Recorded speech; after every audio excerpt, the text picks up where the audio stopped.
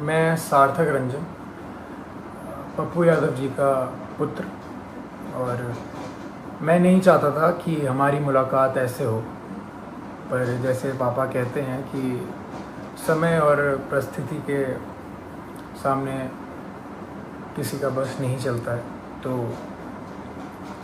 प्रणाम स्वीकार करिए मेरा। और मैं कल जो हुआ उसके बारे में बात करना चाह रहा हूँ। कल दो घटनाएं हुई, एक जो बिल्कुल नहीं होनी चाहिए थी और दूसरी के बारे में सोच के सुकून मिलता है। कल हम सब ने मिलके एक व्यक्ति के ऊपर अन्याय जो हुआ है, हम सब ने मिलके ट्विटर पे हमने उस ट्रेंड को नंबर 1 कर दिया और काफ़ी घंटों तक रहा। मैंने भी ट्वीट किया घर पे अपने आराम से सोफे में बैठ के, उसे नंबर 1 ट्रेंड की दौड़ पे लगे रहे सोचा। पर वो कल हुआ और कल चला गया है, और अब जब जेल जाने की बारी आई है तो मेरे पिता अकेले हैं। कल 9 बजे से लेके आज सुबह 3 बजे तक वो सिर्फ एक मुजरिम की तरह ट्रीट हुए हैं, और मैं जानना चाहता हूँ कि उनका जुर्म है क्या। हॉस्पिटल्स की जो हालत है बिहार में, उसकी सच्चाई दिखाना जुर्म है, या दवाइयाँ नहीं हैं तो जिनको ज़रूरत है उनको दवाइयाँ पहुँचाना जुर्म है, लोगों को खाना देना जुर्म है, या जो काला बाजारी चल रही है दवाइयों की उसको पेश करना जुर्म है। सबसे बड़ा जुर्म मेरे को ये लग रहा है कि एक नेता के घर पे जो छापा मार के उन्होंने आप लोगों के लिए जो एम्बुलेंसेस यूज़ होनी थी वो बस घर पे पड़ी हुई थी, और वो बस ये चाह रहे थे कि वो सारी एम्बुलेंस यूज़ हों आप लोगों के लिए। मुझे लग रहा है कि यही जुर्म उनका सबसे बड़ा रहा।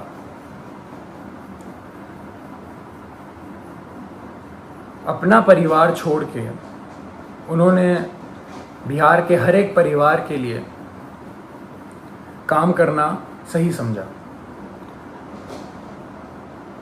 हर एक परिवार की एक भी पुकार अनसुनी ना जाए, उनका बस यही मकसद है। शुरुआत से मैं हर रोज़ बात करता था उनसे, कल के पहले तक हर रोज़, और बस एक ही चीज़ पूछता था मैं उनसे कि क्या आपकी तबीयत ठीक है, क्योंकि मैं भी घर पे बैठ के आराम से आप लोगों की तरह बस देखता था कि वो उनकी वीडियोस कि कभी वो कोविड वार्ड में जा रहे हैं, पेशेंट्स के बीच में जा रहे हैं, मुर्दा घर जा रहे हैं, या भीड़ के बीच में खाना दे रहे हैं, या कोई माँ उनसे गले लग के अपने बेटी या बेटे के लिए रो रही हैं। तो मुझे भी यही लगता था, या तो कभी किसी मुर्दा के साइड में खड़े हैं मुर्दा घर जाके, तो वो देख के मेरे को बस यही लगता था कि दूसरी बॉडी मेरे पिता की भी हो सकती है इस महामारी के कारण।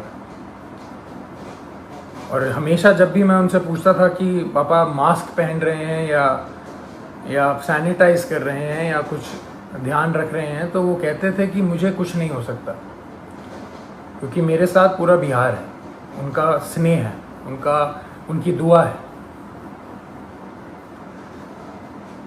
और वो आज अकेले बीरपुर में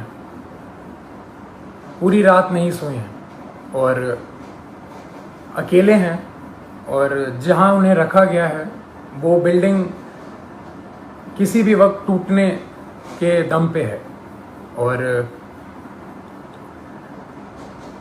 जब ऐसा व्यक्ति इतना काम करके, इतनी सच्चाई से काम करके अकेला पड़ जाए, तो बुरा बुरा लगने वाली बात है ये कि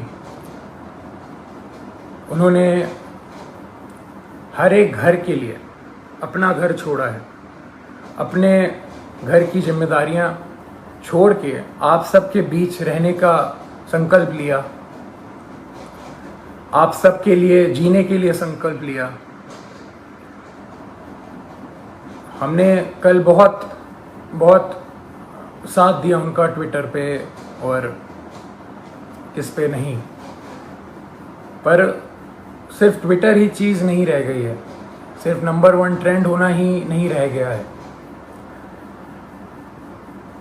जब ऐसा व्यक्ति अकेला पड़ जाए जो रात दिन सेवा करे लोगों की और लोगों के लिए ही जिए, अपना सब कुछ छोड़ के, अपना सब कुछ त्याग के। हम लोगों ने बोलते थे आ जाइए, आप वापस आ जाइए, ठीक नहीं है, रिस्की है, सही नहीं रहेगा,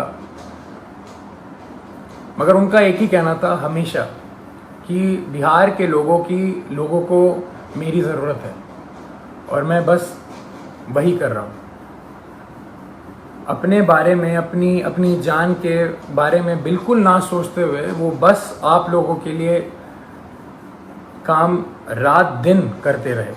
हॉस्पिटल में छापा मारना हो तो पप्पू यादव जाएंगे, खाना देना हो तो पप्पू यादव देंगे, दवाई देना हो तो पप्पू यादव देंगे, बेड चाहिए, ऑक्सीजन चाहिए, एम्बुलेंस चाहिए तो पप्पू यादव करेंगे।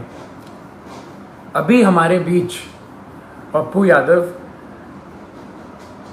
कौन बनेगा? कहां से लाएंगे हम दूसरा? हम उन्हें अकेला इस टाइम पे नहीं छोड़ सकते। मैं बेटा हूँ इसलिए ये सारी बातें कर रहा हूँ, नहीं। अगर मैं सिर्फ एक बेटे की तरह सोचता तो शायद मैं उनको ज़बरदस्ती बहुत पहले घर बुला चुका होता, पर मैं एक नागरिक की तरह सोचूं तो बहुत बुरा लग रहा है। जो आदमी रात दिन एक करके सिर्फ दूसरों के लिए जिए और उसके साथ ऐसा अन्याय हो, ये बिल्कुल मंजूर नहीं है, ना हम लोगों को मंजूर करना चाहिए। मैं पहली बार आया हूँ आप सबके सामने और ये बिल्कुल भी एक्सेप्ट करने वाली चीज़ नहीं है जो हुआ है मेरे पिता के साथ। कल से हुए जा रहा है और अभी भी हो रहा है।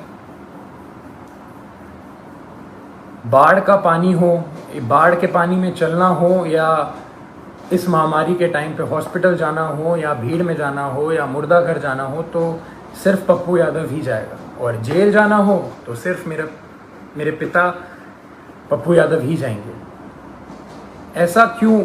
ऐसा मैं समझ नहीं रहा हूँ, ऐसा हो क्यों रहा है? ऐसा होता क्यों है? हमेशा एक आदमी जब दूसरों के लिए जिए जा रहा है 24 घंटे, तो जब उसको ज़रूरत पड़ती है तो वो हमेशा अकेला कैसे पड़ जाता है? हमेशा उसकी आंखों में आंसू रहते हैं हर एक काम करने के बाद। हम अकेले पड़ जाते हैं, उसका पूरा परिवार अकेले पड़ जाता है। हम क्यों अकेले रह जाते हैं जब वो व्यक्ति रात दिन बस दूसरों के लिए जीता है? तो दूसरे क्यों नहीं खड़े हो सकते उसके लिए? क्यों नहीं आवाज निकाल सकते? क्यों नहीं हम, अगर एक पप्पू यादव बिहार के लिए इतना कर सकता है तो सोचिए 2 पप्पू यादव या 10 पप्पू यादव या 1 लाख पप्पू यादव कितना करेंगे। मैं कहूँगा मेरे पिता का नाम सिर्फ एक नाम नहीं है, वो सिर्फ एक व्यक्ति नहीं है, वो एक जुनून है।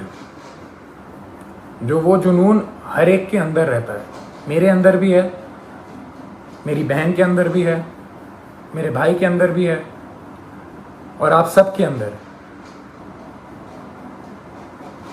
वो सारा जुनून एक साथ अगर काम करे तो हमारा जो पहला पप्पू यादव है वो कभी अकेला नहीं पड़ेगा। मैं दिल से खुशगुजार हूँ आप सबका कि हम सब ने कल बहुत बहुत प्यार दिया, बहुत स्नेह दिया मेरे पिता को, पर अभी रुकने की बारी नहीं है। उनको अभी तक हरास किया जा रहा है। जैसे कल रात से वो सोए नहीं हैं, खाए नहीं हैं, उनको दवाइयाँ उनको दवाई खानी होती है, उनको शुगर है, उनका 1.25 महीने पहले ऑपरेशन हुआ है, राइट पैर की नसें उनकी वीक हैं तो खून सर्कुलेशन नहीं होता है उनके राइट पैर में अच्छे से। और किस जुर्म में ये सज़ा उनको दी जा रही है, मैं ये पूछना चाहता हूँ। और जिनकी वजह से हो रहा है वो बहुत अच्छे से जानते हैं कौन कौन है, और ये बिल्कुल ना समझें कि किसी को नहीं पता है कि किसकी वजह से हो रहा है ये और क्यों हो रहा है। यहाँ कोई बच्चा नहीं है और कोई डरा हुआ नहीं है। पप्पू यादव ना कभी किसी से डरा है, ना कभी डरेगा।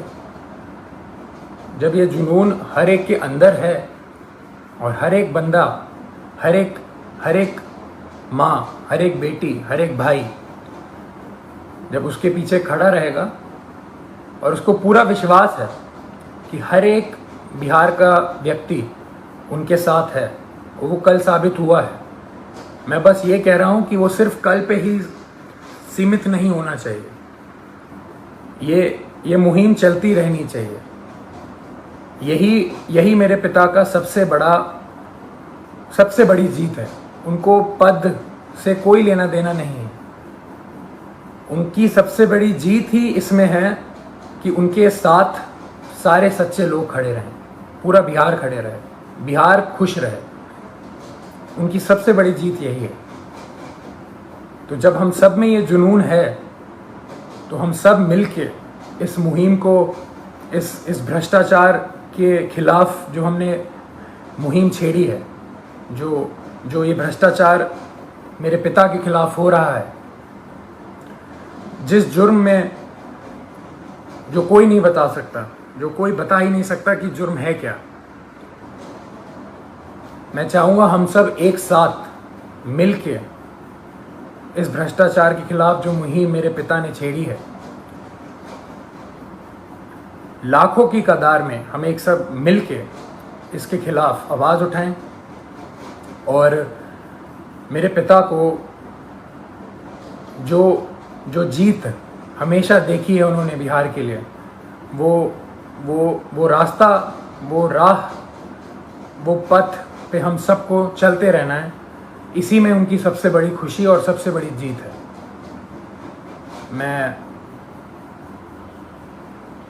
मैं बहुत खुश नसीब महसूस करता हूँ कि मैं अभी यहाँ बैठ के आपके सामने ये सब बोल पा रहा हूँ। ये मेरे पिता का संघर्ष ही है जो इतना प्रेम उन्हें मिलता है, और उनके नाम की वजह से मैं यहाँ पे बैठा हूँ तो आप सबके बीच में मेरी आवाज़ जा पा रही है। उनके संघर्ष को हम सबको मिलके उसकी आग को उठा के ही रखना है, बुझने नहीं देना है। प्रणाम।